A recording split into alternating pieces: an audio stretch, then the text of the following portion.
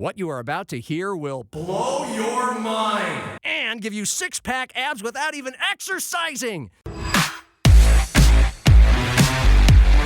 Pull up a bar stool and relax. Hey, who wants to have some fun? You've made it to Happy Hour with John Gaskins. Oh, no. Not again. Get ready for entertaining local and regional sports talk that will change your life. Or not. And by the way, when you're telling these little stories, here's a good idea. Have a point. It makes it so much more interesting for the listener. Here's your host, John Gaskins. Here's Johnny. Hello! Ah! I'm back, baby! I'm back! Hey, happy hour on a Tuesday. Turned out to be a big news Tuesday.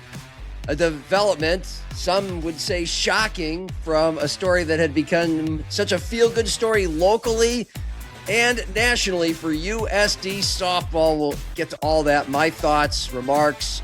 We'll connect dots. Robert Wagner, the coach, is out. All that in a moment.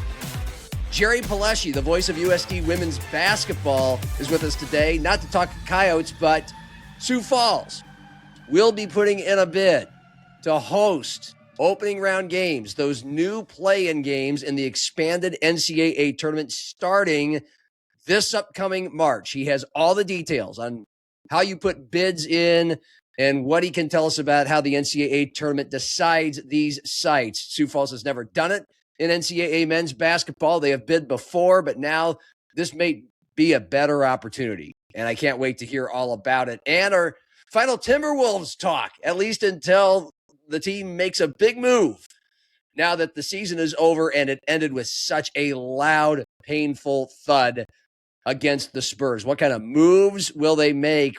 Still got Ant in his prime, but the window is only so big.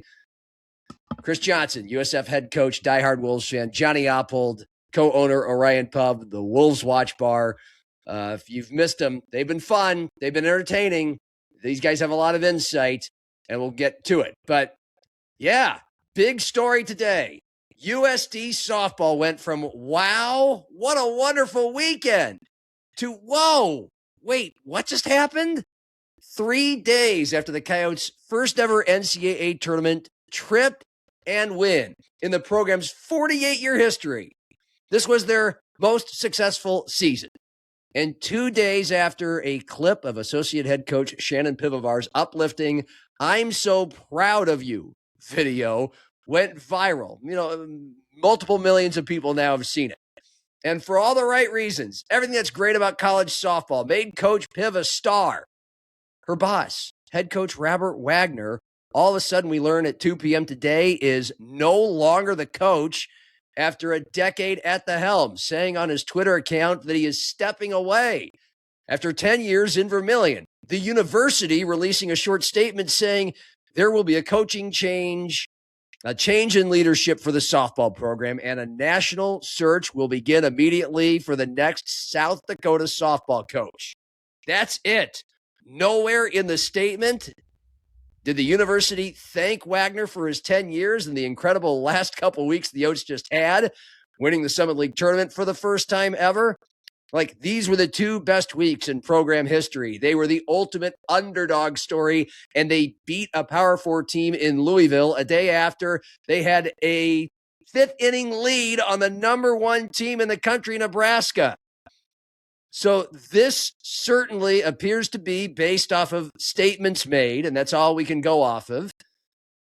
A USD decision, just based off the release. And I've reached out to Athletic Director John Schemmel. He has not responded, and someone I trust has already reported this was a Schemmel decision, a USD decision to not renew Coach Wagner's contract. And is it shocking, considering the Coach Piv thing and the weekend? Yes. Ultimately surprising? Maybe not, considering Schemmel has come into USD. If it's true that he didn't renew Wagner's contract, and he has not been afraid to shake things up in his less than 2 years leading the athletic department, and Wagner's record was not sterling overall. 224 and 297. Neither of the conditions in Vermilion, they weren't sterling either under his watch. They went through a lot of lengths to practice and play. We'll get to that in a moment. But this man spent most of his career in Washington, Utah, and Arizona. He helped Arizona State to 2 national titles, reached 8 College World Series as associate head coach there. He's been a head coach at Scottsdale Junior College and Odessa Junior College in Texas. And even though Vermilion and Summit League softball, that's a whole nother universe compared to these warm weather places and a huge program like ASU. Wagner was here for 10 years, and it appeared he certainly wanted to stay.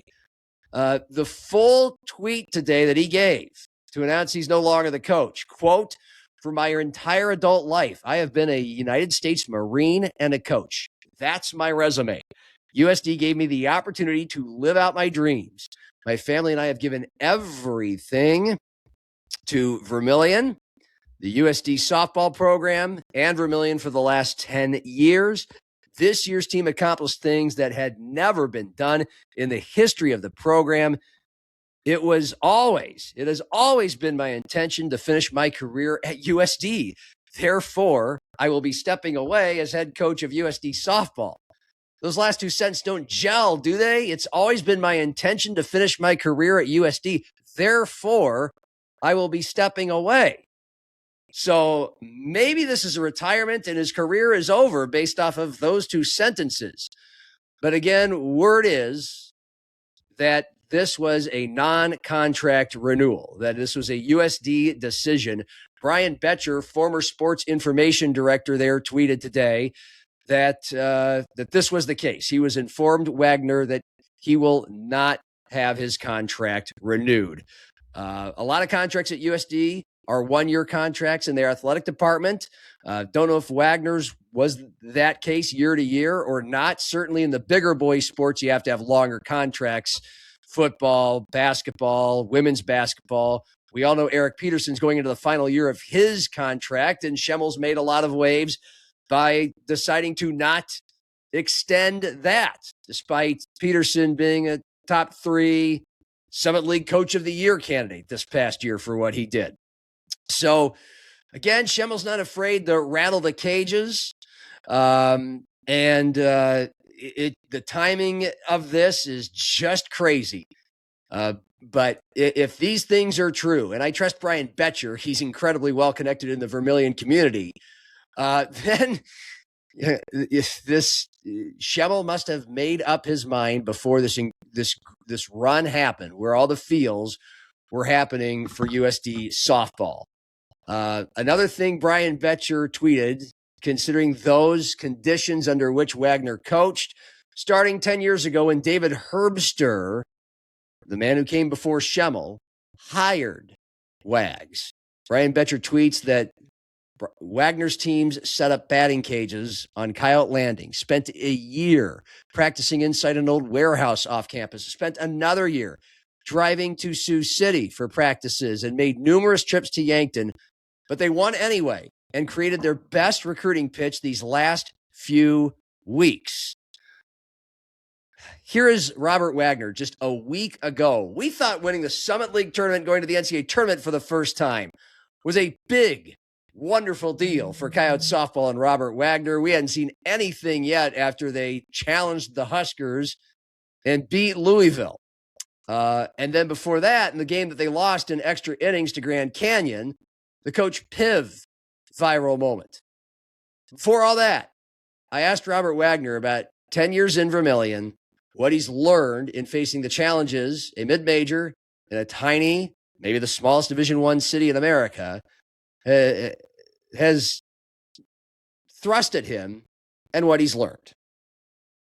I think the biggest things are the questions and the fears that I had. They were a lot bigger in my mind than when I got here. And then, the things that I thought were going to be great were a lot better. And so that's kind of the reason why we're still in Vermilion, and we still want to be a part of USD and build this program up to something that it's never been before. But it's amazing being in this city, this town, I should say, where it's backed by the community and everyone's a part of USD, and literally the university is in the middle of the town. And my family loves it here. You know, we've grown roots, and when I came, we had a couple small little children, and now they're big, and we've added one. And so there are challenges, but there's challenges and things that you need to overcome wherever you go. And so I feel like the advantages and the beautiful things about this place far outweigh any disadvantages that we may have. This does not sound like a guy who wanted to leave and wants to leave Vermilion, but now he has to. David Herbster, the man that hired him, by the way, today, also put out a tweet. Thank you, Wags, for everything you did to build and develop the young women of the South Dakota softball program for 10 years. You led with integrity and pride while always putting the ladies of the program first. So Wagner is out now. Maybe we'll learn from Schemmel if it's confirmed that the contract was not renewed. And we'd love to hear from Wagner someday. But the truth is, he's no longer the coach. His bio is not on the GoYotes.com website anymore, the athletic program's website. The name at the top of the list is now Shannon Pivovar, the associate head coach. And she's the one that has happened to be the person who has been getting a lot of the accolades for USD nationally just because of that clip, that moment. She's telling a pinch hitter who just delivered a game-tying 2 RBI hit to tie an NCAA tournament game to keep this season alive that she was so proud of her. And and now she might be the new head coach. She's obviously a strong candidate. Why would she not be, considering all of this that just happened? 7 of her players on the roster were from Nebraska. A couple of them had big hits and were major contributors. She's a Nebraskan. This is what Piv had to say toward the end of my chat with her on Monday here on Happy Hour, where we learned a lot more about the Shannon Pivovar story. But she tells us what Robert Wagner and the hiring of her at USD meant, because Shannon Pivovar was hired within 24 hours of being told by the University of Sioux Falls she was no longer the Cougars' head softball coach after 5 seasons. This was 3 years ago, 2 years ago in 2024. And here is Pivovar telling us about the moment Wagner hired her. The year before, he actually tried to get me to come when he had an opening, and timing is everything. And at that time, I turned him down. You know, we had gotten to know each other through being out on the recruiting trail and seeing each other and playing fall games and things like that. So, I knew who he was and what his program stood for and all of it. And like I said, timing's just everything. He picks up the phone and calls me and says, you still need to be in coaching. You deserve to be in coaching. This game needs you. And that was something that at that moment was massive in terms of what I needed to hear. And he's given me tons of responsibilities here. He's let me dig my hands in and get dirty and do the blue collar kind of work, which is what I've always believed in doing. The big flashy stuff isn't who I am. And so he's allowed me to do that. And I'm thankful and grateful that he's given me those opportunities, that he's allowed me to work on his staff, that he's taught me the game deeper than I've ever known the game. And so he's a really good softball coach that has done things for a really long time in this sport, and means a lot. Yeah. What were his absolute strengths with the players that connects that start to that finish? Yeah, I think we had some of his kids from Arizona State that like zoomed in and told us stories. And I think just him, like I said, knowing the game, being able to translate that to them and keep it on a level that our kids understand. I think that's huge. And he puts this competitive belief in them where sometimes they don't have it. He challenges them. And he knows the game of softball. And I think they soak in that information when they're around him, that like, this guy knows what he's talking about. And I want to just take a small piece of that with me into what I'm doing next. He's lined up a mental performance guy for us. He's done the kids who have won it all, come back and let's do a Zoom with them so that our kids can try and relate to that. Like, these connections that he has just really changed kind of the face of what USD softball is, I think. So did you catch that there near the end, in the last 30 seconds or so, when Piv told us about some of the things she's learned from Bobby Wagner that she will take wherever is next? Whatever is next in her career.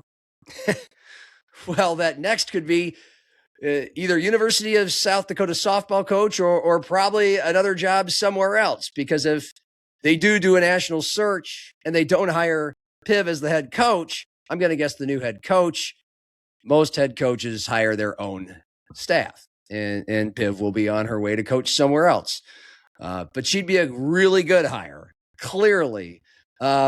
USD had a big moment in the sun with the pinch hitter who got her 5th hit of the year, Katie Hoffner, in that Saturday loss in the Coyotes' last game. That you shouldn't hire somebody because of a viral moment, but it was an encapsulation of who Piv is as a coach. She said as much to us on the show on Monday. I want to know their stories off the field. I want to know how they're doing in classes. I want to know what they're looking forward to in their futures and their goals and all of that stuff. And at the end of the day, that's why I coach. 1,000% is because I believe that building people up and building those relationships and doing that is going to outweigh the wins and losses at the end of the day. Do I want to win? Yes. Am I super competitive? Absolutely. But going to weddings of players that I coached 10 years ago, getting text messages that they are pregnant and expecting, that stuff to me is so much more fulfilling than remembering a win 10 years ago. And that's just, I have grown a lot. My mom even told me this morning that that's just a sign of maturity, Shannon. I was like, thank you, Mom. But I just think that there was a point where I was stuck in the wins and losses, and both as a player and when I first got into coaching. And the relationships were always important, but that switch has flipped for me, and it's not even comparable anymore. Like the building the bonds and the strengthening the off the field, the culture, those kinds of things. Shannon Pivovar spent 5 years at the University of Sioux Falls as a head coach. Her record was just under 500. But like at USD, the conditions compared to the competition at their level for the University of Sioux Falls, and I think at least those who were at USF for the 5 years she was the head coach would agree, they're playing home games at Sherman Park, a public field facility here in Sioux Falls. They don't have their own softball field or stadium like Augustana 2 blocks away does. Augustana, the national championship and multiple times over Northern Sun Conference champion under Greta Melstad. I would say she made some pretty good chicken salad out of chicken feed considering the resources at USF. And by the way, there was no public reason given why Shannon Pivovar lost her job at USF. But she immediately got the job at USD, and look what that turned into. Arguably the Coyotes' 2 best years in the Summit League were these last 2 years where she was the associate head coach. And clearly she connects well with her players. And that, in the public eye, from a PR standpoint, that would be a really nice thing for John Schemmel to do. But as we've learned already, and I respect this, Schemmel goes to the beat of his own drum. He's not afraid to make unpopular decisions. The Eric Peterson decision to not renew his contract, and which makes Petey, basically a lame duck this year, and he knows it. He's got to earn it. He's got to earn a new contract. Schemmel didn't hire Petey. Schemmel did not hire Robert Wagner. He's not afraid to make decisions that might be unpopular. And so we'll see. if he makes what everybody would be with, which we'd perceive to be the popular and a good hire, or if he's going to go outside the nest. Melstead obviously would be an excellent candidate. She told us a year ago on Happy Hour she's turned down jobs. She's been at Augustana for 2 decades now. She probably has been in the mix for past South Dakota State hirings and probably been offered and probably turned them down. And at this point in her career, with a teenage son that's playing a lot of hockey here in Sioux Falls, she want to go to Vermilion just to go up a level to Division I when Augustana, what she has built with the Vikings, are just an absolute force, especially in the North Country in Division II softball. Good question. We don't even know if she'll apply. We don't even know if she will be offered. But as Matt Zimmer wrote, the first 2 coaches that come to mind for all of us for this development would be Shannon Pivovar and Greta Melstead. I'm not going to sit here and say I agree or disagree with John Schemmel's decision. I don't know the day-to-day inner workings of the USD softball program. Let's be honest. Me and most media in this market, in this state, haven't covered much USD softball. They have normally been a below 500 or around 500 program, and they've never reached the NCAA tournament. So this was easily, their biggest moment, and it came out of nowhere. They were 10-29-1. It wasn't looking good. They were 16-33-1 going into the Summit League tournament. And they were the number 4 seed out of 6 teams. They had to win a play-in game for the Summit League tournament just to get into the double elimination rounds. So it was not an excellent season at USD until they ripped off 4 wins in 5 days, 2 over number 1 Omaha, and then boom, they started believing in themselves.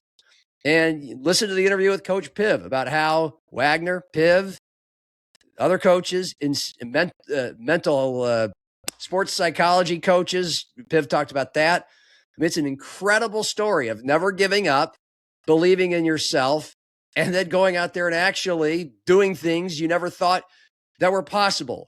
Both Wagner and Shannon Pivovar deserve a bunch of credit for that. And if this is it for Wagner, then what a way to go out.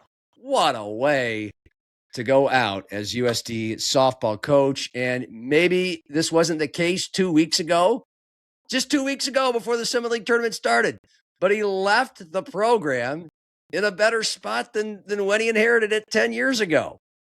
And again, I've read to you the challenges facility-wise and otherwise that they have plowed through it. And by all accounts, this man, you would think, comes from sunnier places, much bigger programs, the Pac-12, Washington, which is now in the Big Ten, Arizona State, a baseball and safeball hub for obvious reasons, because it's warm there. And so they've got great baseball and softball players up the wazoo.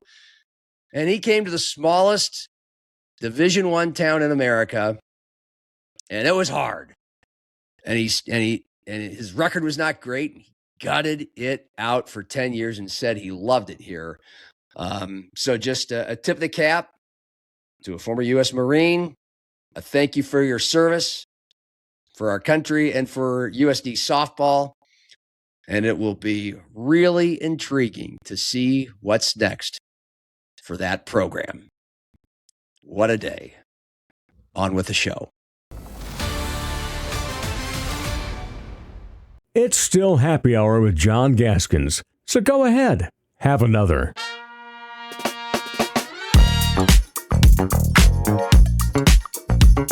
Well, it was big news in college athletics a couple weeks ago that a lot of people hated. The NCAA tournament field expanding to 76. The purists hate it.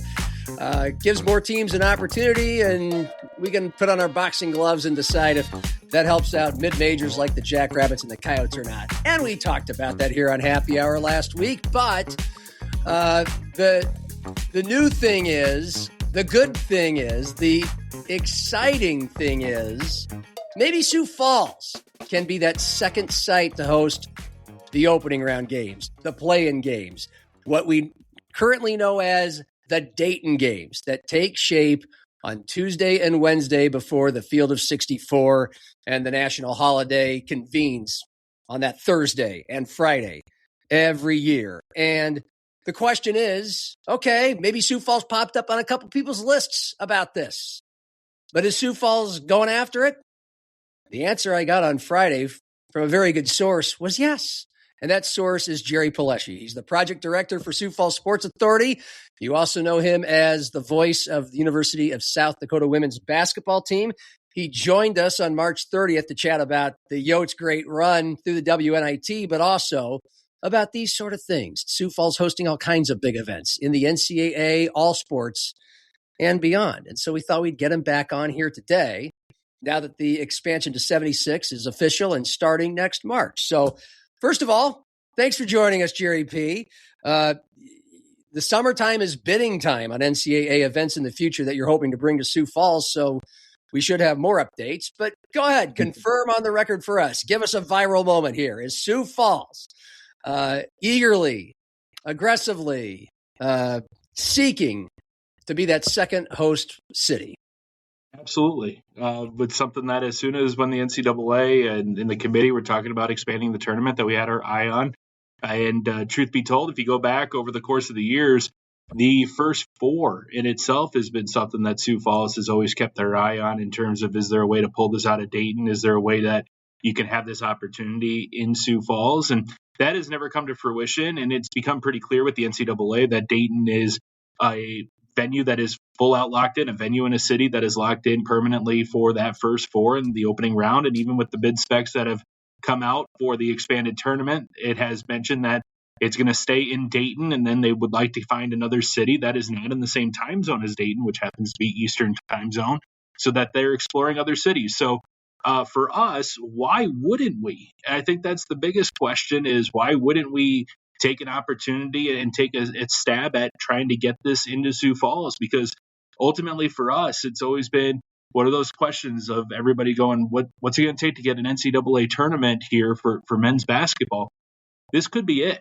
This really could be our moment to try to do that. Now, a lot of things have to come together, of course, and we're going to do our due diligence to make sure that we put a strong bid forward to do it and to get it. But, the best thing we can do is throw our hat out there and say, come to Sioux Falls.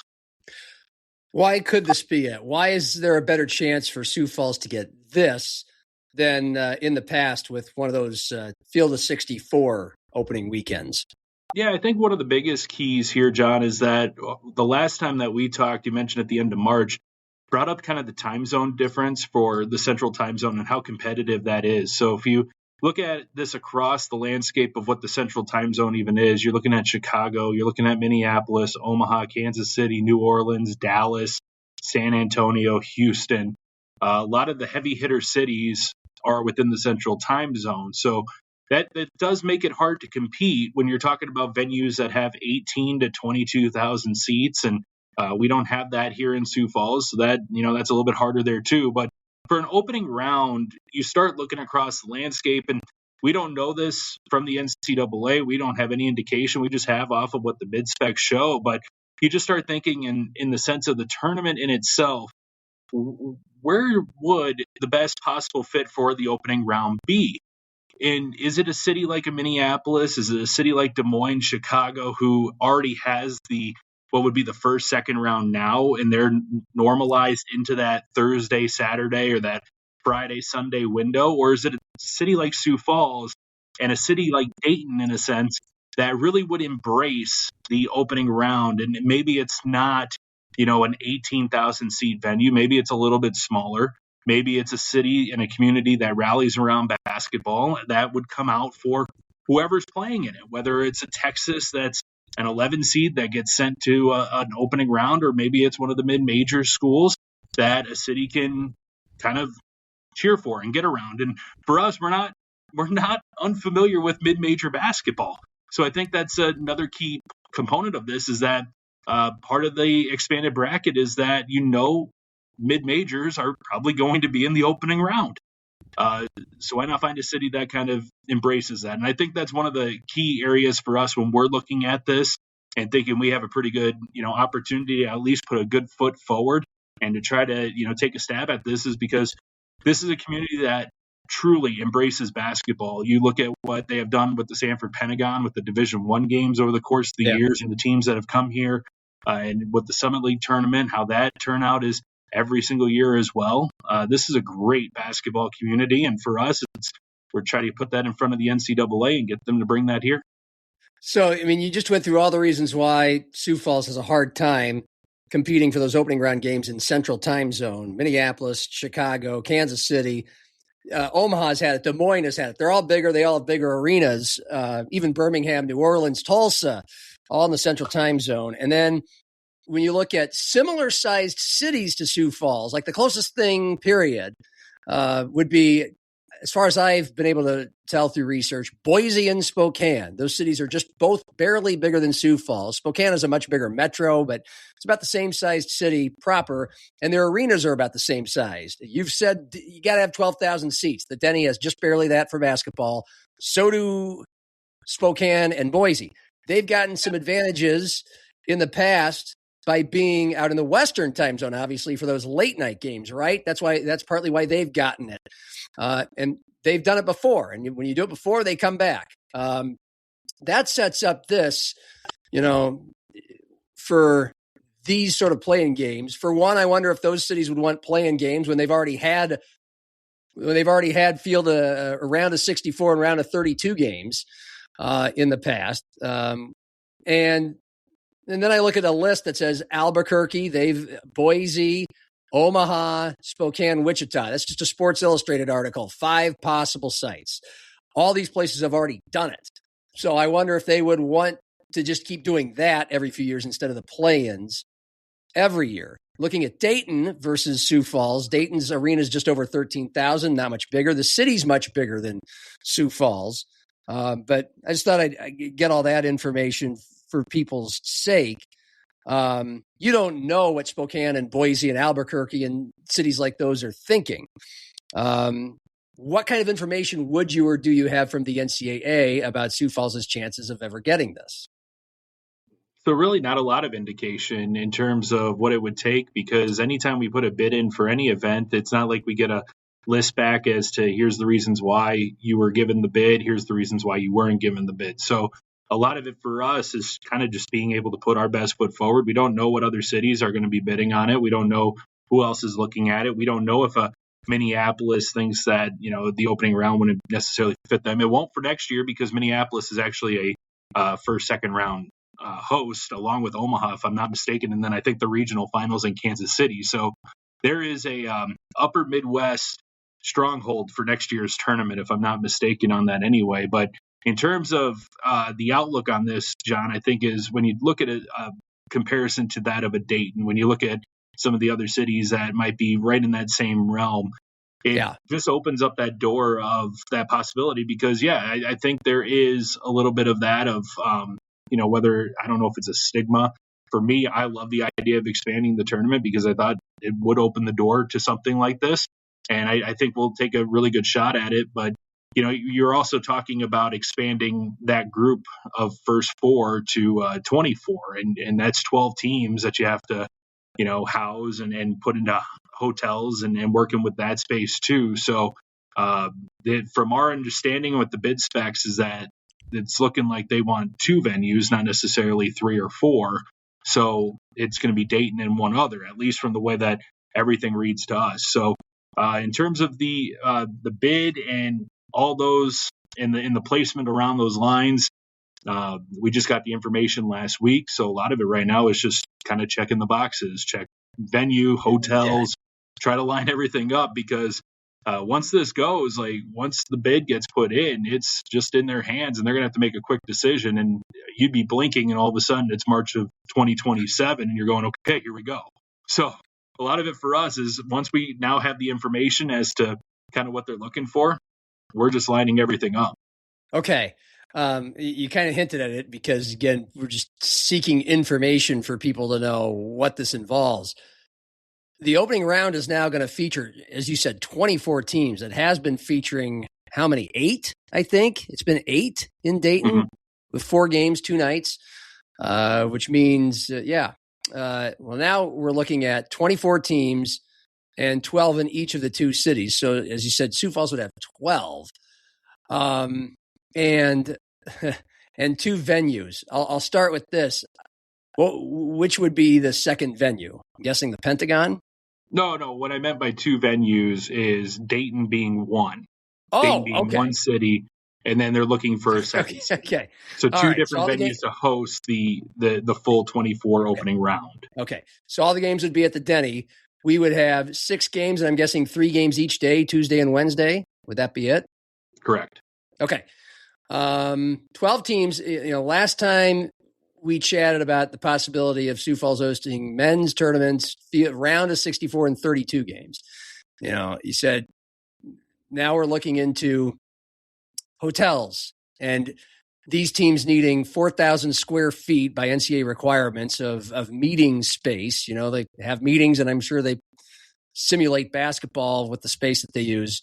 You need full service hotels. Canopy has been added to the list. It's up and running now over there by the Steel District downtown. In your mind, to your knowledge, to host 12 teams, does Sioux Falls have the ample hotel space needed?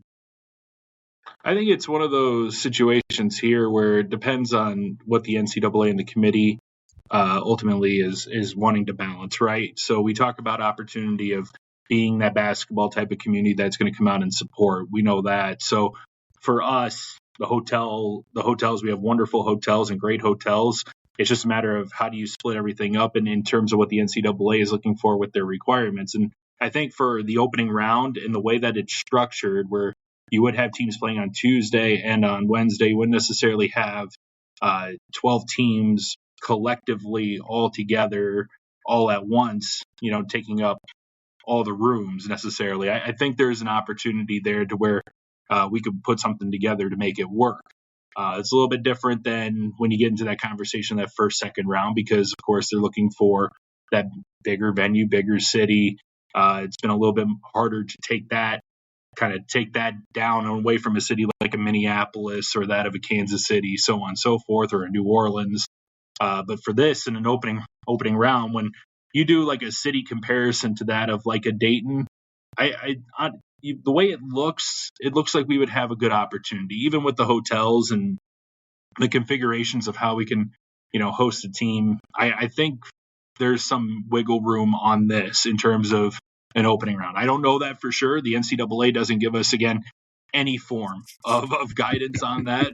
So I'm hoping it's not just a dream in the sense of that way, John. But I do think in comparison of like looking at cities, looking at a Dayton, potentially even going and looking at Spokane, you look at some of the hotels that are kind of offered around them, it's not super far off. And again, we have wonderful hotels that are up to the challenge and they know what to do in terms of hosting teams. You can ask some of the teams that come in about their experience, whether it's at the downtown Holiday Inn or the Hilton Canopy and the other great hotels that we do have here. We know how to run sporting events and we know how to house them and take care of them. So for us, it's just a matter of kind of pushing that idea forward. And again, a lot of it, I think for us too, is the venue. I think the Denny Sanford Premier Center for a market our size is just phenomenal. You can look at other venues that have hosted different tournaments, whether it's basketball, hockey, so on and so forth. The Denny looks great on TV. It really does. So for us, if showcasing that out too, I think that could be a potential big selling point. Yeah, I have little doubt that place would be full or close to full for these games, simply knowing things like the Sanford International, some of the biggest crowds, if not the biggest crowds, that those Champions Tour golfers see every year in our quote-unquote tiny city, because people are just excited to have these sort of events here and support them. And so when let me ask you this. You do have a relationship with people within the NCAA that obviously you've worked with in the NCAA women's hoops about 8 or 10 years ago. The NCAA men's hockey, Division II wrestling, those were both in town, and hockey for the second time. NCAA Division II men's championships for basketball a couple of years back there, late 2010s. What kinds of things do they tell you, or did they tell you last when they were in town for wrestling this time around and hockey? That what the feedback that you have gotten from NCAA officials, what do they tell you? That everybody that's been here absolutely loves it, and that's truly how everything has come off. We've hosted 5 NCAA events since March of 2024. We had the 2024 men's ice hockey regional. We had the 2024 women's volleyball Division II championship. Excuse me. In 2025, we had the return of the Division II women's volleyball championship. And here in 2026, we had the Division II men's wrestling championship, and then the 2026 men's ice hockey regional again. So we've had 5 NCAA events even over the last 2 years.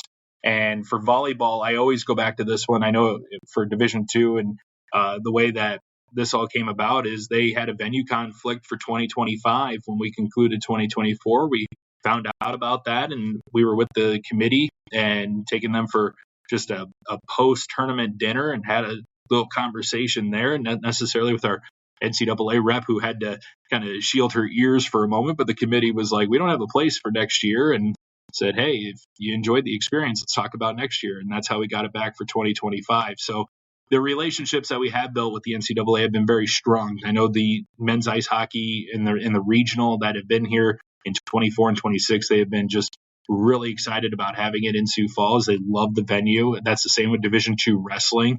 The Division II wrestling committee and even the person we work with the NCAA just over the moon in terms of what the facility is like and how they're treated here.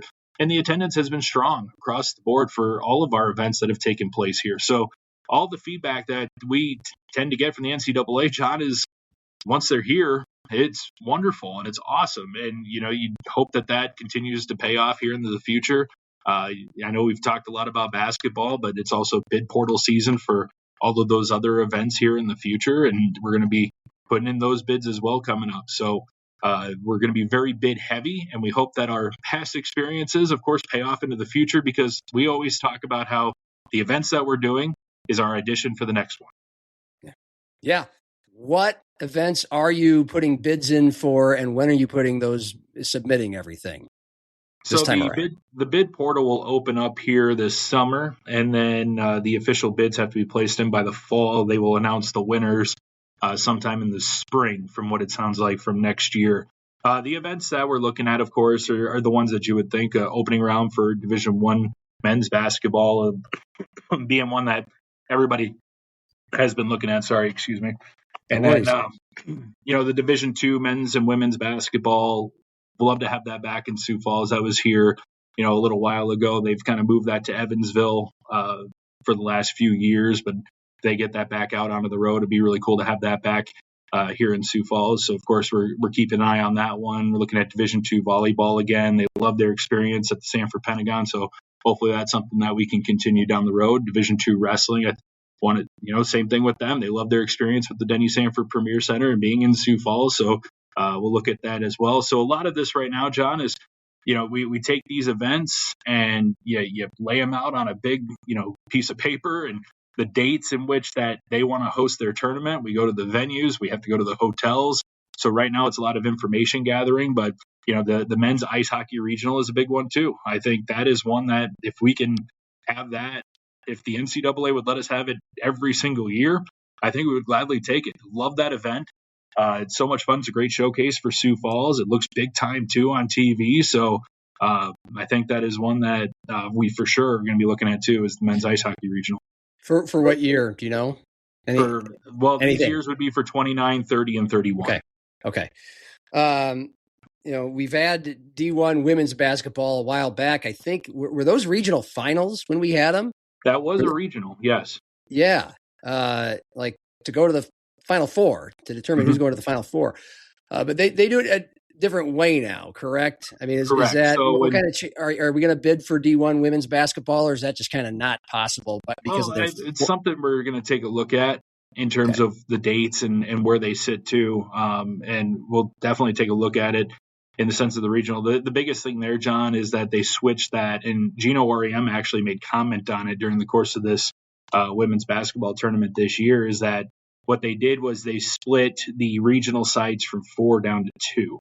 And by doing that, now you're going back to that same type of conversation of having the region finals in 2 separate cities instead of the 4. So you're taking on those extra teams into that city. So for us, like if the region final was 4 teams, I think that works out again. But I think there's, again, when you're looking at a region final having, 2 sets of 4 again with 8 total, and they're looking at bigger cities, it makes it a little bit more difficult. So I'm not saying it's a no-go. I'm not saying that there's no chance. We'll definitely look at it. We're definitely going to throw our hat into the ring too in terms of the dates line up and if everything's on board. So it's not out of the question, but that change in itself made that a little bit more difficult in every bid cycle we've been in looking at that event. Because that's one that a lot of people do ask me about is what about the women's regional that was here? It was very much a success. I mean, look at Dawn Staley bringing back her teams multiple times over to Sioux Falls after coming to Sioux Falls. Yes. She's one that in terms of the opening round, I'd love to call her up and say, hey, you want to send a little letter for us and talk about your experience here? Might not be a bad idea. But it's those type of experiences and people that you want to lean on. So, I mean, are the women having these opening rounds of 24 teams, 12 games, like the men are? From our understanding is that they're expanding both, but I believe the women's side, we haven't seen anything in terms of a similar setup in the way that the men are doing it. So I'm under the impression that it's going to just stay with top seeds until they get to that regional final. Yeah, like top seeds, home venues. Yeah, correct. Like the top 16 or so. Yeah. You've kind of hinted at it, but what all do you submit? Like information about hotels, capacity. Like what information do you gather and then specifically submit to get your bid? Yeah, it all starts, of course, with the venue in itself, because you have to show them it has the capacity, it has the space that is needed, it has the open dates that is needed as well. And then from there, you look at hotels. You kind of throw everything out there in terms of what you're able to do in terms of hotels and how you would set up teams and whether they have the requirements that the NCAA is looking for as well, and letters of support from around the community and from around the state, and really in those type of ways, trying to just help make your bid stand out, right? So we're always looking at that type of stuff. So what happens is the NCAA sends out these bid specs, and it's like 30 pages long of all the different things that you have to basically check off and say, yeah, we have this. And some of it can be like, some of it, John, can be as easy as just like AV setup inside the Premier Center, let's just say, right? Okay. Yeah, we've hosted televised events in there before. We have that. We know that. And we know the venue has that. So a lot of it is just kind of checking the boxes and then trying to figure out and positioning yourself in a way to make yourself stand out. Okay. What else is going on as far beyond the scope of NCAA events, the things that you've really got cooking right now for the Sioux Falls Sports Authority, either events you already have that you're getting ready for or also want to bring to Sioux Falls? Yeah, right now, in terms of outside of just getting ready for the bids and the NCAA, we're working on our Sioux Falls Marathon, which is coming up in September. So a lot of the logistics are already started with that and the operations, lining up different groups, volunteer groups to help us within the course of the route at the finish line, meeting with the city and going over the route of whether anything has to change because of construction. We all love Orange Barrel season. So we work with them very closely to make sure that one of the 2 seasons we have in South Dakota. Right. So surprisingly enough, John, it does affect the marathon sometimes. And if that happens, then you have to reroute and you have to recertify everything with being a Boston qualifier. So we're hoping we can avoid that this year and continue on with the route that we have had. So we're working on that right now and getting ready for that. That, again, will be in September. We're excited for that. We're always excited for the Sioux Falls Marathon. That brings in over 2,200 runners, and they come from all over the country. Last year, we had 48 out of the 50 states represented. I'm hoping to get to 50 this year. I just need a couple people from Wyoming to come on over and one from Connecticut. We'll have all 50 all done. Some international runners we have signed up already, too, from Canada. So it's always fun to see who comes in to Sioux Falls for the Sioux Falls Marathon, and another event where we really like to showcase the city and really show what the city can do and how supportive it can be. So we're working on that, and in the not so far future, I guess, we also have our Sioux Falls Boxing Classic that is taking place in January. We're getting ready and starting looking at that event and seeing what we could potentially do with that and potentially making it bigger. So I'm going to leave that one a little quiet for now. We're still in the stages of that, in the dream stages of what we could potentially do with that. But the Sioux Falls Boxing Classic is heavily on our radar for a January event. And I don't usually wish for January to get here so quick, but for that event, I do. The marathon is Sunday, September 20th. And are you guys part of bringing MMA events to Sioux Falls? No, you're not. MMA okay. is Sanford Sports. Pentagon has been working with LFA and Bellator. They have been the ones doing that. Okay. And remind us again, we had a chat about Boys State basketball venues. Do not approach Jerry P. about the Denny not hosting Boys State basketball this past year. You talk to the folks at the Denny. To what kind of involvement does Sioux Falls Sports Authority have with bringing either boys or girls state basketball tournaments into Sioux Falls? And what's the near future looking like for that? We don't. That is done through the Activities Association and the Denny Sanford Premier Center. There you go. Simple as that. You're not here to answer that. And Sanford International, is that a Sioux Falls Sports Authority thing? That is a Sanford Sports. Okay. There we go. So we'll go to that. Now I'll follow up with, do you bring up the Sanford International and its popularity, the showcasing of Sioux Falls, chance on national TV on the Golf Channel? Is that ever part of conversations or submissions you have with the NCAA as part of, hey, look what we do at this event? Yeah, I mean, one thing that is really good, John, is that the entire city, we work really well together. So in terms of what we are always looking for, we, of course, have a very good relationship with Sanford Health and Sanford Sports. The chairman of our board is Steve Young, who's the president of Sanford Sports. So we work very closely with them in a lot of different events and keys. And truth be told, I think opening round wise, they're looking for practice space venues, and they're always looking for different areas for teams to warm up, so on and so forth. What better place than the Sanford Pentagon, right? Yeah, some of these teams may have already been there before. So, of course, we'd be reaching out to Jesse and his crew to see if that would be an open idea and possibility for potential practice sites, right? So we work very closely with everybody, and that's the beautiful part of this city. And what this is that we may all have kind of separate entities in terms of what we do, but collectively together, we really make this place blossom and shine. So I always look at it as opportunities for us to work together, and we always find a way to do so. And it's awesome and amazing. And to see what this city has done, I go back to it, John.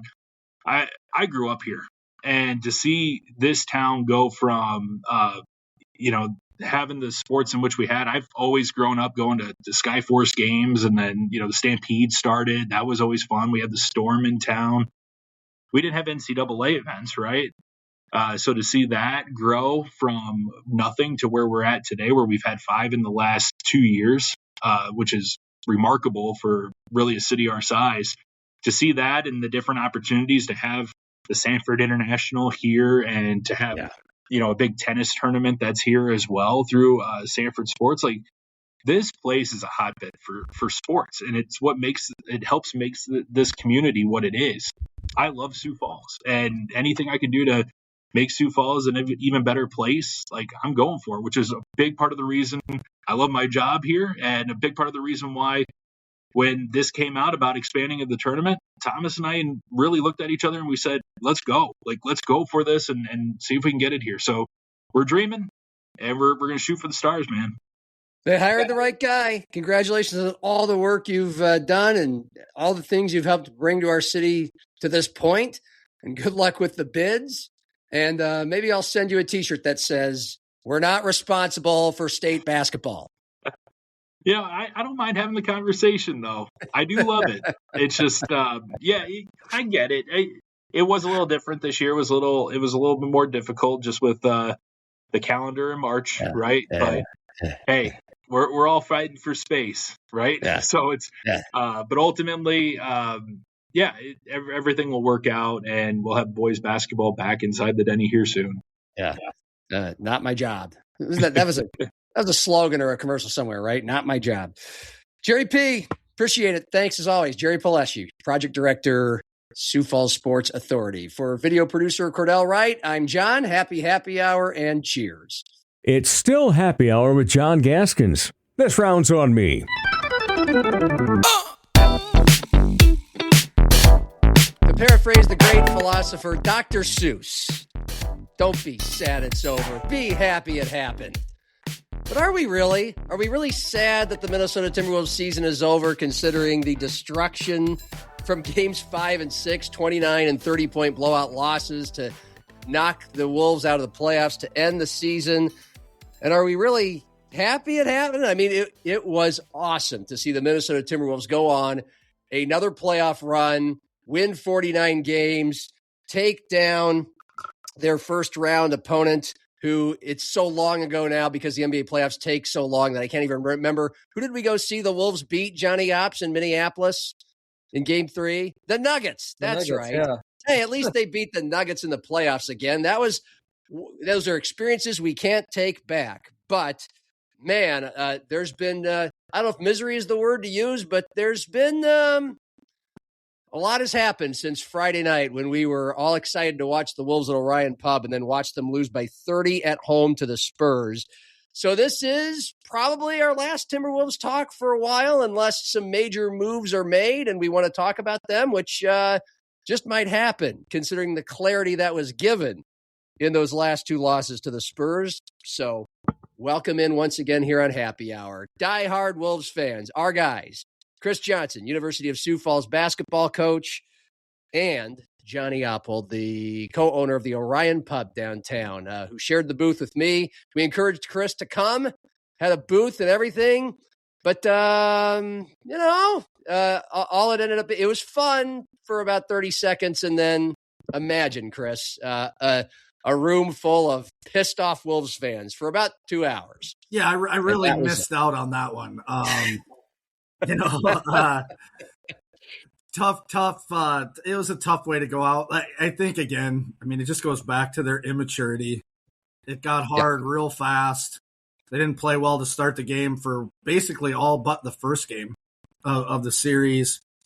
And all you need to know about whether they think they can compete with the Spurs is the reaction once they got down. And they were ready to go home. And they were. Now they made a little run. Home. They cut it from 29 now, I think, down to like 15 or something like that. One time. It's the NBA. If you wait long enough, there'll be a run one way or the other. But overall, I think it reinforced it last night watching that game. They're just not on the same level as those other 2 teams. And I'm here to tell you, as a lifelong Minnesota sports fan, that's okay. They're not there yet. And they might never get there, but man, they're a lot closer than they were when I was growing up and they were winning 20 games every year. And Pooh Richardson was there, and, Felton and your best player one of your best players was Sam Mitchell. Hey man, this is good. This is fun. Yeah. People care in the off season about what they're going to do. It's not about, and they actually have a chance to add pieces probably through trade, but I don't think, I saw a poll yesterday where the top 10 teams that free agents and people traded didn't want to go to, and the Wolves weren't on it for the first time ever that poll's ever gone out to players. They weren't on it because people wouldn't mind playing with Anthony Edwards and Jaden McDaniels, and the ownership seems to be pretty solid, a little flamboyant for me, but are spending the money and doing the right things and hiring the right people, and Tim Conley and that. So I'm going to enjoy it, even if it's frustrating. Sure. Thank you. It's positive there's positive Phil and positive Pat over there at Score North. Well, you know me, super positive guy. We have positive Chris here today. I love it to start us. Well, look, before we get to Johnny Ops, just a lot has happened since Friday. We're taping this on Tuesday morning. Some cryptic remarks from Anthony Edwards, and Julius Randle didn't do his exit interview, and Chris Finch kind of kind of admitted, from what I could read from the quotes, that perhaps going away from Mike Conley as the starting point guard may have turned out to be not the best idea. We could talk about all this and where things are going, what they need, who they might get to make this, again, a conference finals team. And more so, can they ever get to the NBA finals, considering how the Spurs and OKC have so many awesome young players. They're well coached. It's going to be hard, but we at least got the cornerstone, Anthony Edwards. But, John, I'll say this. Chris kind of alluded to it. I thought getting blown the F out those last two games, probably a good thing in the sense of it provided so much clarity. They're not there. They're not good enough. They might not even be close. Things need to happen. If they lose close, then we just say, hey, it was just the health. It was just the injuries. It was just Ant being with two bad knees. And we all know that wasn't just it, but now we know there's so much more to it. So I can't wait to hear your thoughts. I mean, I wouldn't say they're not close. I would say that they're close. They're just not where they need to be. The health was definitely a thing. I mean, part of it is like I watch other teams and how much they suck. I mean, it looks like OKC and the Spurs. I mean, those are the teams. I mean, I look at the East and I'm like, those teams are, awful. So, I don't think the Wolves are too far off. I think part of their problem is, immaturity, like championship habits. I would like to see them work their way through a season the way they did 2 years ago when they were hungry and, they were competing for that number one seed. Like, if they had the talent to do that then, like, they should be close now. Because, I mean, these guys have had a couple years to add to their game. I think part of the problem with the Wolves is like making two Western Conference Finals. These guys were like expecting to kind of like rest on their laurels, and I think having them be hungry is good. It would be nice to see. One thing that I don't like about the team that I think needs to improve is I think Tim Connolly doesn't do the best job at selling high on guys and getting out when he should. Like Julius Randle, Naz Reid should be starting. I mean, 100%. Rudy Gobert, like how many years are we going to keep running this guy out there? He's great, but he's old. And it's just like, you got to trade some of these guys while there's still value.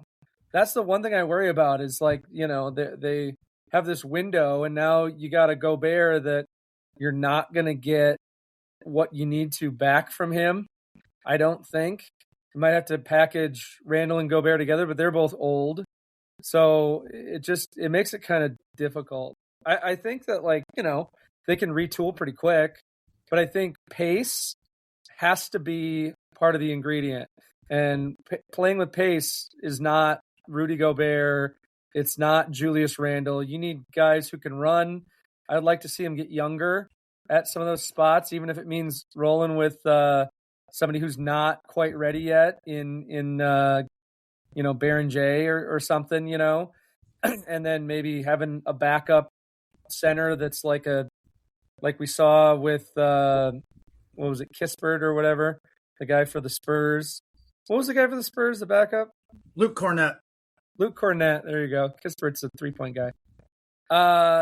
Getting some sort of veteran backup that can come in and spell the rookie when he gets into foul trouble. But that's the other thing too with like Finch is like I'd like to see him play the young guys just a little bit more. I mean, I know that's a constant critique of his, but it's like it feels like we've got some guys in like TSJ and Baron J and some of these guys, but like I don't know, it takes forever to develop these guys, and if you look at the guys that have developed in this system, guys like Naz Reid, like they were getting some tick when they were young, and I know it's kind of like a win now team, but you're going to keep leaning on Mike Conley. When I heard him say that, like, Mike Conley, we shouldn't have went away from him as the starter. It's like, Mike Conley is old, man. He's like my age, you know, and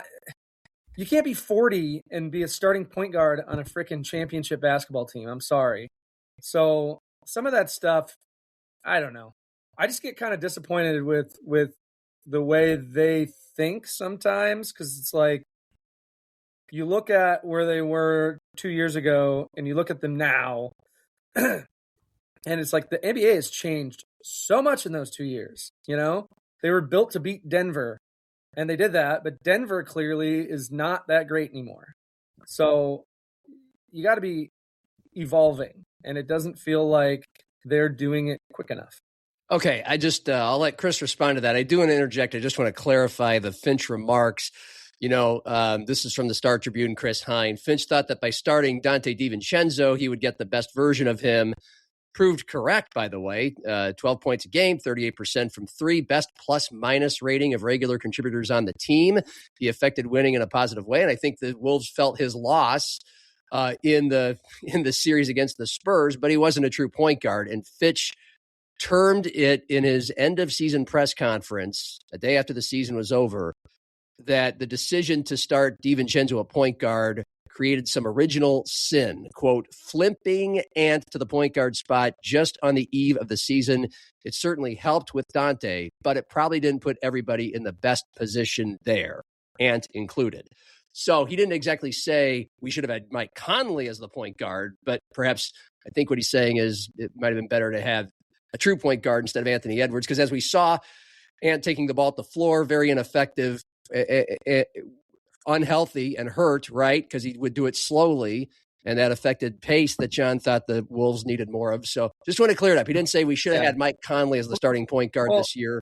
I'll let Chris go. I think they tried. I don't think you can flip things as easily because people have to want what you have. Now, if I'm an average NBA team right now that wants to make the playoffs or, you know, get there, I trade for Rudy Gobert all day long. He is an absolute game changer in the regular season for you to win games. You know, can he be the playoff guy? It doesn't look like it versus Chet Holmgren and Wemby. Guess what? There aren't a lot of great matchups for those two guys. Those guys are unicorns. I think where he swung and missed, and I think this is the thing that people get frustrated with GMs about. Like, they're never going to bat 1,000. They can't get everyone right. They missed on Rob Dillingham, and that is the issue because they gave up a lot to get him. He was the 8th pick in the draft, and he can't play. And so they traded him, and honestly, I thought that was a great trade to get Io for what they use him for. But Rob Dillingham, by this time, I guarantee you the Wolves thought he would be their starting point guard. And he's unplayable. I mean, I know he had a couple good games right away when he went to Chicago, but if you look, he was pretty bad after that. And Chicago fans were all up in arms about, well, what's with this guy? Well, yeah, there's a reason the Wolves let go of him. So I think, yes, I think you have to have a point guard, but they probably can't fix all the problems. Like, you just don't have enough resources to go get a really good point guard and trade for Giannis. And if you're going to call these guys old, Giannis is older than all of them and just as injury prone and can't shoot and seems like might be a bit of a prima donna, according to Miles Turner. He never showed up for meetings and film and this and that. But I am in the camp of this. I want my teams that I root for to swing big, and let's try it. Because what they have right now isn't going to get them to an NBA final. Maybe Giannis does. And if it doesn't, all right, well, we had 4 or 5 really fun years of the Wolves, and you might have to start over. And you might have to start over without Ant if this next pivot doesn't work. Because he's been loyal, but how long is that going to happen? He's 24, I think. I think you have a window of about 3 or 4 years to make another pivot. Yeah, clock's ticking is part of the issue. So it's like the time is now. Yeah, that's partly where some of his remarks came in and his actions at the end of the game. I think I think John and I had both exited. Oops, we admit it. We didn't stay to the end of that game at the Orion Pub on Friday. No. We weren't alone in the mass exodus. But in the waning minutes of the game against the Spurs that ended the season, Edwards went over to the Spurs. Correct me if I'm wrong, Chris. Went over to the Spurs bench and congratulated the guys. And 8 minutes left. 8 minutes left. That was translated by some as a message to his teammates and coaches that, hey, you've embarrassed me, I'll embarrass you.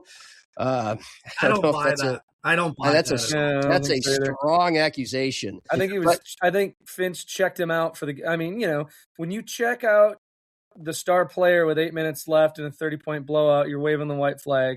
Yeah. So he went to shake hands because after the game he didn't want to do it. Yeah. I mean, that's fine. Yeah, get the hell out of here. I didn't love it, right? Like as a coach, I don't love the optics of it, but I think people are making a big deal about nothing. Okay. That's a simple, hey, don't do that again. Like let's handle that differently. But that is not him saying I'm out of here or any of that. Like that is an immature dude who probably grew up watching Isaiah Thomas walk over and do it to somebody else, or Michael Jordan. And I say those two on purpose because those two wouldn't shake hands.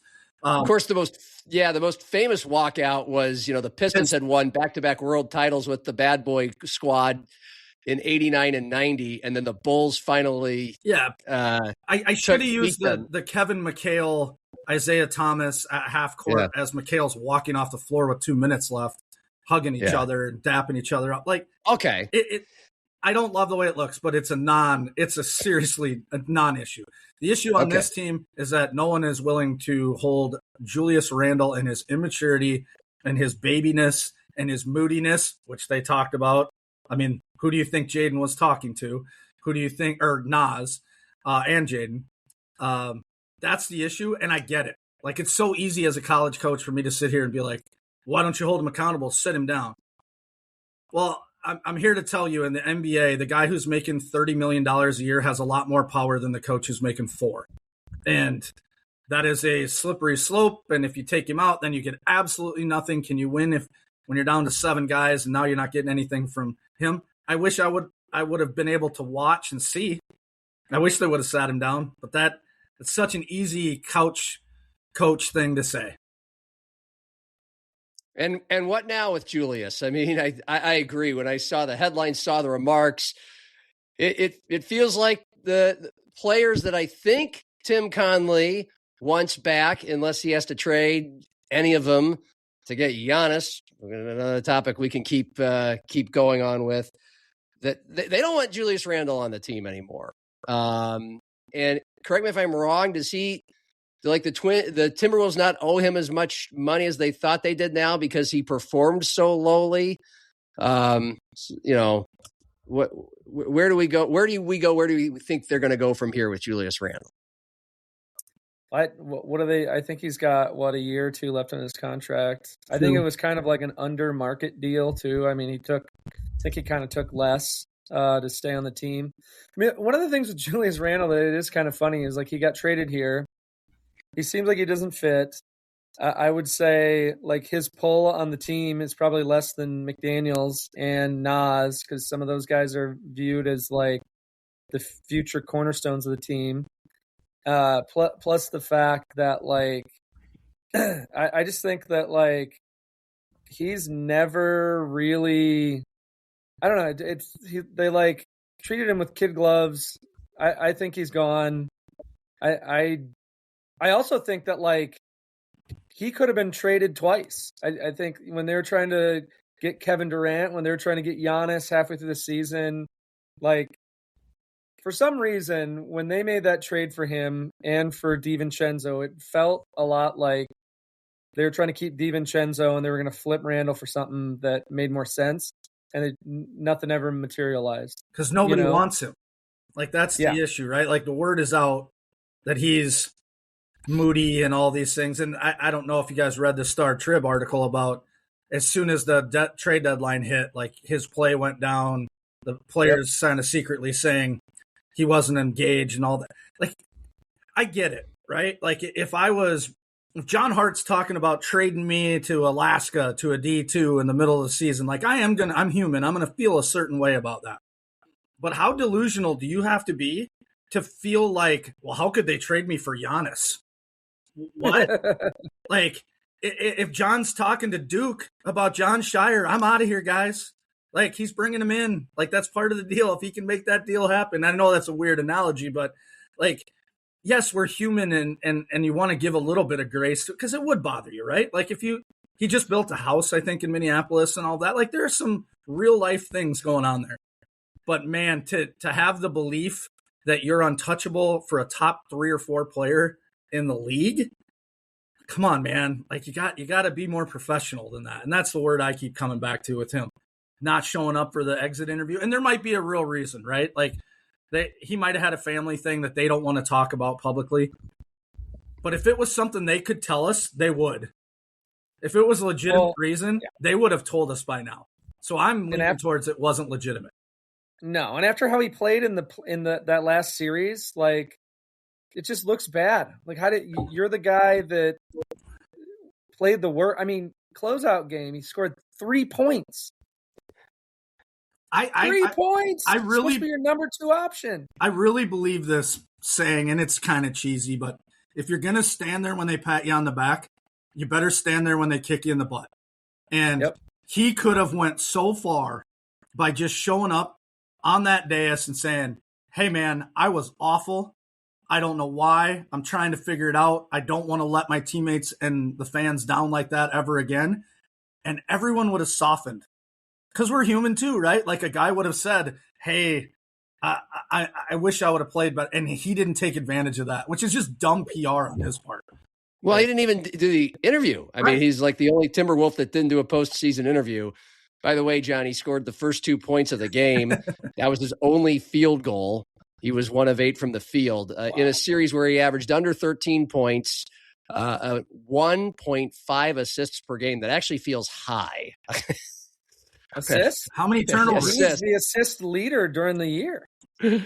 No, I just mean, like, it seemed like he contributed so little. I can't even remember any assists that he actually made because he just, took the ball into a black hole. It felt like every time he got it when he wasn't turning it over, and he shot 34% from the field, 19% from 3. But again, what can be done? What are the odds they're going to be able to find a deal for him? It does feel like it'd be great addition by subtraction. But right now, just the binary yes or no. Do you think he'll be a Wolf next year?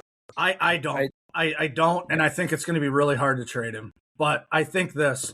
John said it earlier. Naz Reid's going to start for the Timberwolves next year. And I don't know what position. He could be 3, 4, or 5, depending on what they do. But I think they're going to lean into that. And I don't think they're going to trade Naz or Jaden unless it is something spectacular. And it's not because I think they're untouchable, because both have warts, right? Both aren't perfect players, but they're ants guys, and that does matter. And they're developing. I think you don't know what they are just yet. And so that's something too. I think like there's much more of a chance that you see Rudy and Randall gone, more or less Randall than Rudy, and then they lean into Berenger, and I think you're probably, because of where Randall and Rudy are, you're selling low, unfortunately. So I think what they end up getting back, I mean, Giannis seems like a big target. Wouldn't surprise me though if they get back like depth pieces and guys that are B+ guys. I mean, I don't know if you're going to get back that second star. Maybe they can get. There are some like buy low guys right now that have talent, like a Ja Morant, or like maybe even if they can get what's his face from the Mavs, Kyrie. Man, I am not sharp today. So there are some guys out there, like point guard wise, that I think the T-Wolves should have interest in, that they could probably land. But that's the thing that sucks here, is it's like Julius Randle looked like garbage. And, if they would have just traded him before this, he had way more value. That is my one critique with Tim Connolly. I think he does a great job, outside of the fact that, like, they're not the New England Patriots. They're not selling high on some of these guys when they should be. He might have tried though, right? Like, and I'm not being a naysayer, but he might have tried and couldn't. I will say this. I'm not rewind to the Nuggets series. If you think Rudy doesn't have value, I'm showing that entire series to whoever I'm trying to trade him to. I'm a little less like, hey, he's got to go than you are, I think. The only issue, like, Ja Morant's the easiest one to go get. But what is he best at? Scoring at the rim. You can't score on the rim against Wemby, so don't go get that guy. He doesn't help you beat them, even if he was great. And honestly, with the stuff that's gone on with Ja, I do not think Timberwolves fans would welcome him with open arms. I think that would be a weird. And do you want that immaturity next to Ant's immaturity?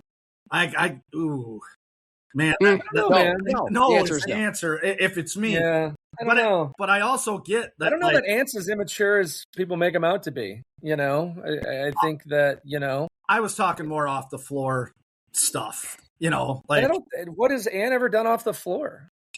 You know what I mean? Besides, like, impregnate some women, but I mean, all these guys do that. Right. Adrian Peterson. I don't know if you heard. He's got kids in Sioux Falls, so it happens. I look at Morant and I say, guy averages 8 assists a game. Like, go get a guy that can pass. I know he finishes at the rim. That's kind of what he's known for.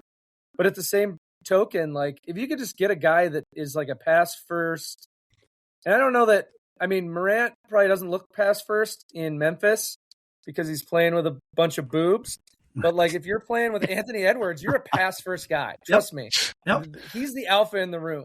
I don't care, you know, how Ja Morant sees himself. He is not Anthony Edwards, and it's going to be pretty clear if he ever comes to this team that he's not. So I think some of that stuff's a little bit overblown, although he is an idiot, and I agree. But it's like you got to kind of look at, like, who's available. You know, like, you're not going out and getting somebody that, you know, some of these guys that are up and coming. What if Kawhi is available, which I think he will be? You know, is that would be great. But golly, is that guy ever healthy? I know. What I mean? He's awesome. The Ja Morant thing, don't get me wrong. I mean, when that name comes up, the GIF that comes into my head is the Michael Jackson eating popcorn. Like, you know what I'm talking about? Like, I would absolutely watch every game, probably closer than I do now, just to see if it worked.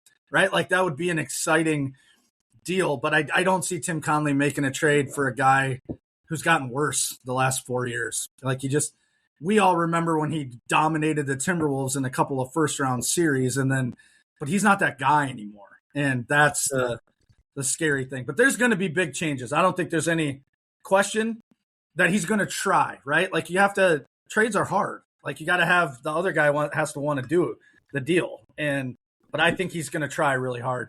And I would be shocked if you say we're going to do one of these, if there's a big trade, that we're not talking at some point in the next 2 months.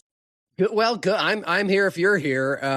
It's always fun. A couple more house cleaning items, and we'll send you on your way. Ayo Dosunmu, do we assume he's gone? He's a free agent. He liked his time. Thanked the teammates. Thanked the fans. Also said he's excited for free agency. So I wouldn't assume that. I would say, you know, whether or not the Timberwolves can pay him what he can get on the open market, I think that's kind of what it hinges on. I think he wants to stay. He's not going to do like some of these guys and take a sweetheart deal to stay with the Wolves, but if they can afford him, I think he'll re-sign. I don't think he's as far gone as some people think. It's just I also don't think he wanted to say, hey, I'm staying here because he wants to leverage himself. You know, it's called contract negotiations. Yeah. I think he probably wants to be a starter, and he probably should be on this team without Dante.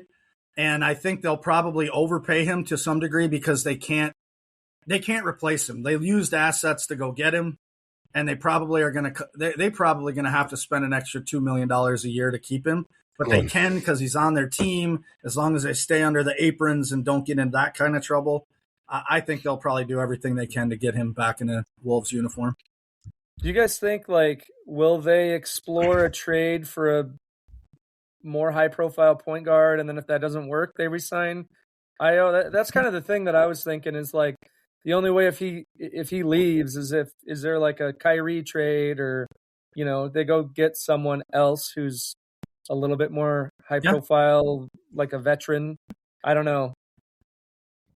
I don't know either, but I think we can kind of end it here with parting shots. I feel, the old standard panel sports talk format, like the sports reporters on ESPN. So I have one, and I'll leave the floor to you guys. If you want to react to it, it's fine. But we'll go back to Anthony Edwards. Asked how much work they have to do to fill the gap between them and these Western Conference Titans, the Spurs and OKC. Anthony Edwards just said, "I don't know, man. I don't think that's for me to answer." Asked why the Wolves came up short. Good question, no comment. Heat of the moment. I'm sure he's, it may have not been the best time for him to ask questions, but he's right. It's really not up to him. But the bigger picture is this was his 6th year in the league. He's a young phenom. I keep making the Michael Jordan light reference, and how close he is to Jordan, I don't know, but he's definitely a young phenom. As John Opshold has said, he'd be a bigger star in the NBA if the NBA would promote him. And maybe if he weren't with a rando team like the Minnesota Timberwolves, but for whatever reason, some that we've maybe talked about, the NBA doesn't. But he's probably a bigger star than he's given credit for. And also, while it still feels like he's really young, this is his 6th year. His athletic window, he's got a long way to go. He's going to be a great basketball player for a while if he's healthy. But his athleticism now, as he's in his mid-20s, that window is only so open. This current championship window is only open for so long. It took Michael Jordan 7 years to win a title.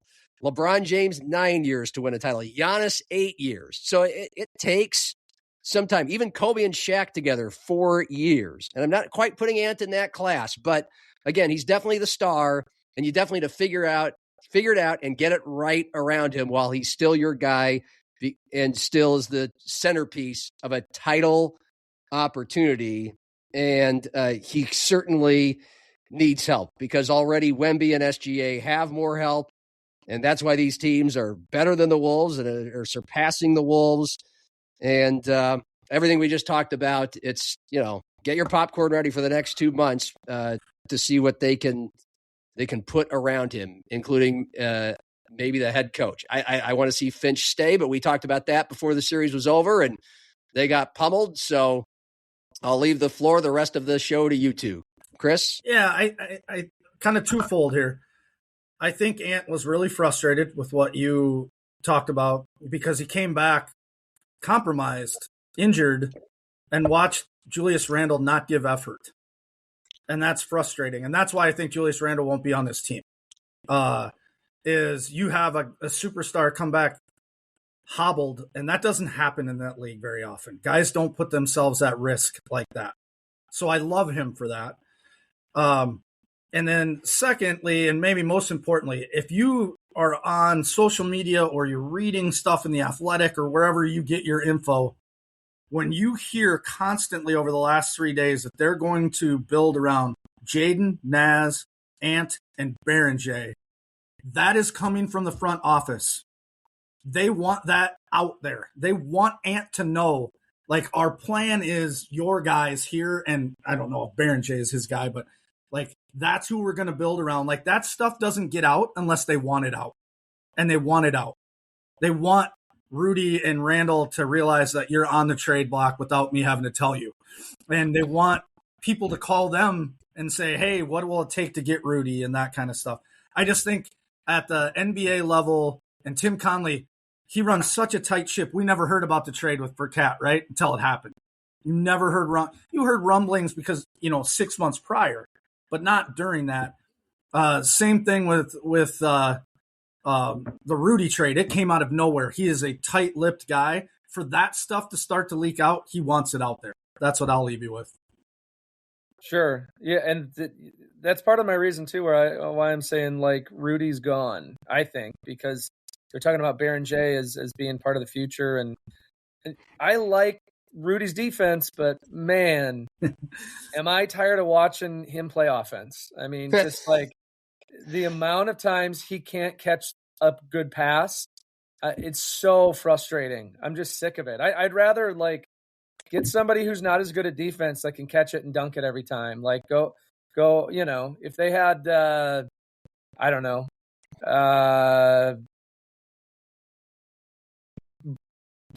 Jared Allen. DeAndre Jordan. I mean, and he was the backup to Baron J. Like, that would be more appealing to me. Watching Baron J play was fun, even though I know, defensively they're going to be a little bit compromised. I think for next year, pace and space is the way to go. You outscore people. That's what the NBA is doing right now. And you have to have guys that shoot the three to beat a guy like Wemby. So lean into that. I just don't. I think the days of the Rudy Goberts are dwindling, and you got to have a guy that's got some offensive juice. That's kind of my opinion. But I think it'll be a crazy offseason. We'll see what happens. And I don't think they're that far off, to be honest. You add a couple pieces. These guys are developing. Like, give it another year. They've got a window, I would say, of 3 or 4 years left. In Ants, he's coming into his prime. Let's see where this takes us. But it does kind of suck watching the Spurs get so good all at once, because it's like, that was supposed to be my team 2 years ago. Well, and if the Wolves got the number 1 pick in Wemby when they were actually a good team, like they did with David Robinson, they pulled the same thing. Everyone got hurt that year. Yeah. If Wolves have Wemby, they'd be the best team in the league. Like, that dude's different, man. Like, and there isn't anybody you're going to find that's going to be like him. He's, in the history of the NBA, name a guy like him. I'll wait. Shaq. And Shaq, it just reminds me of Shaq. I remember watching Shaq and getting pissed off because nobody could stop him because he just run people over and dunk. Yep. Run people over and dunk. And foul called on the other team. And I'm like, what in the hell do you got to do to stop this guy? So, yeah, it kind of sucks, man. It's like every time the Timberwolves have a great player, there's a guy in the league that's unstoppable. So, what the hell? I got to add this, John, if it's okay, but I had a college coach buddy of mine text me last night. Wemby made that play late where he kind of caught it at the high post, drove it, kind of fade away jumper, and then he hits that three. And the guy texts me, how do you guard that? And I simply text him back one word: pray. That's literally your only chance. Like, there's nothing you can do about it. So, but I do agree with you. As long as you have a healthy Ant, you got a fighter's chance, and I'll take that over the past for sure. Yeah. Well, as MC Hammer once said, you've got to pray just to make it today. And as the Big Lebowski once said, that's like your opinion, man.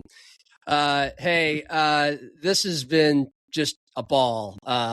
All playoff stretch long. Fortunately, that lasts a while in the NBA. So we even, and the Wolves didn't even reach the conference finals. We could have gone on another month had they won those and made the NBA finals. But, I just really enjoy doing this, guys. I'm so glad you guys take your time to do this as well. About a year ago, I decided I could try to bother these Twin Cities guys who cover the Wolves, write about them, do podcasts. And then, but this is far more fun and I think just as entertaining and insightful to have a couple of diehards like you that have the emotion in it and are, it's just been fun. So thanks for doing it. And yeah, if something major happens, we'll get together again. Sounds good. For Chris Johnson and Johnny Oppold, I'm John. And for video producer Cordell Wright, that's it for Timberwolves Talk 2026 playoffs here on Happy Hour. Cheers.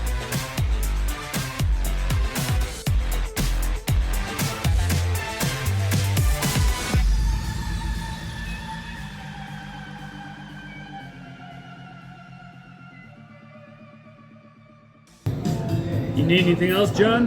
No, I think I'm good, Greg. I think I'm going to tap out. All right. Have a good night.